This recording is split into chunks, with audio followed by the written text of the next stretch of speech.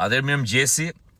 Ajo që ndodhi mbrëm në Prime-in e Big Brother, që domethënë ishte shumë interesante, ishte skema e Jozit dhe Valbonës për të provokuar Gertën dhe për ta nxjerrë bllok. Dhe në fakt ja dolën. Dhe ç'është e vërteta, trim shtremet flasim drejt. Unë s'kam asnjë respekt për Jozin si lojtar, fare, kam thënë disa herë.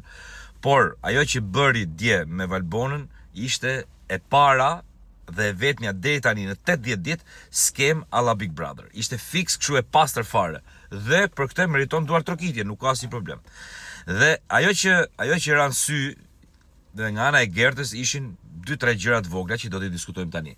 E para doli super bluff, sepse në momentin kur ti bën sikur i di gjërat, që në fakt ta paska thënë Jozi, pra ti nuk është se e nuhate vetë këtë gjën.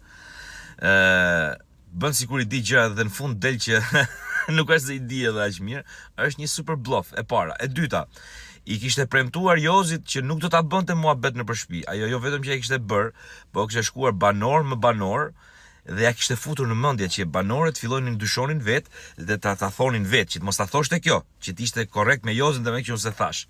Dhe e treta dhe më e rënda nga të gjitha, Gerta, pasi e kuptoi që kishte dal bluff, pasi e kuptoi që kishte bërë gabim, pasi e kuptoi që e kishte hongër golin nga 60 metra, vazhdonte të mbronte budallikun e saj. Kjo ishte domethënë fundi fare.